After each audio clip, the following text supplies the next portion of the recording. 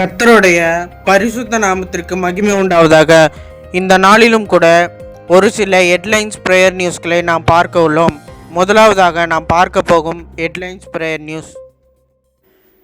கள்ளக்குறிச்சி மாவட்டம் அருகே வேலைக்கு சென்ற இடத்தில் மனைவியை கொன்று புதைத்துவிட்டு கணவன் தற்கொலை செய்து கொண்ட சம்பவம் குறித்து போலீசார் விசாரித்து வருகின்றனர்.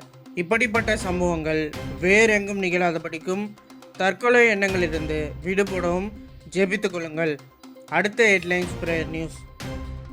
நாமக்கல் மாவட்டத்தில் ஆம்னி வேனை ஓட்டி பழகிய இரு சிறுவர்கள் எதிரே வந்த கார் மீது மோதிய விபத்தில் சம்பவ இடத்திலேயே உயிரிழந்தனர். இது போன்ற வாகன விபத்துக்கள் நேரிடாதபடிக்கும் உயிரிழப்புகள் தடுக்கப்படவும் ஜெபித்துக் கொள்ளுங்கள். அடுத்த ஹெட்லைன்ஸ் பிரேயர் நியூஸ்.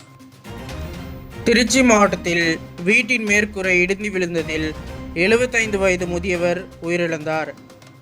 வீட்டில் இருக்கும் சிறியோர் முதல் பெரியோர் வரை தொடர் மழையினால் பாதிப்பும் உயிரிழப்புகள் ஏற்படாதபடிக்கு ஜெபித்துக் கொள்ளுங்கள். அடுத்த ஹெட்லைன்ஸ் பிரேயர் நியூஸ்.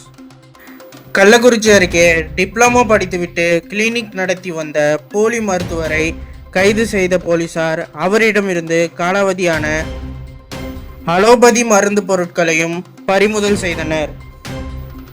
இது மாதிரியான போலி மருத்துவர்கள் இராதபடிக்கும் காலாவதியான மருந்து விற்கப்படாதபடிக்கும் வேறெங்கும் இது போன்ற சம்பவங்கள் நடக்காதபடிக்கும் ஜெபித்துக் கொள்ளுங்கள். அடுத்த ஹெட்லைன்ஸ் பிரேயர் நியூஸ்.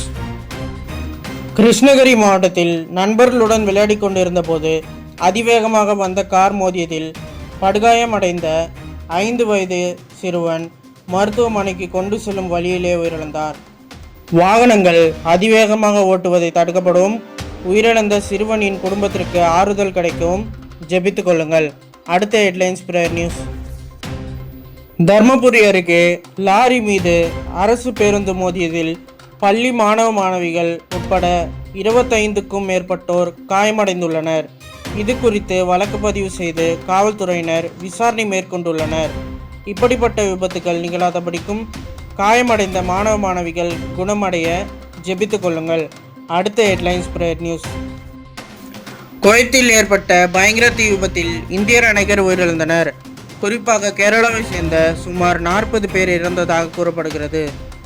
அங்கிருந்து அவர்கள் உடல் சொந்த ஊர்களுக்கு கொண்டு வரப்பட்டு அஞ்சலி செலுத்தினர். இது போன்ற தீ விபத்திலிருந்து ஜனங்கள் பாதுகாக்கப்படும்.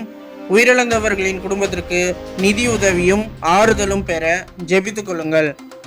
இப்பொழுது நீங்கள் கேட்ட எல்லா ஹெட்லைன்ஸ் பிரேயர் நியூஸ்க்காகவும் தொடர்ந்து ஜெபித்துக் கொள்ளுங்கள். கர்த்தர் தாமே உங்கள் எல்லாரையும் ஆசீர்வதிப்பாராக.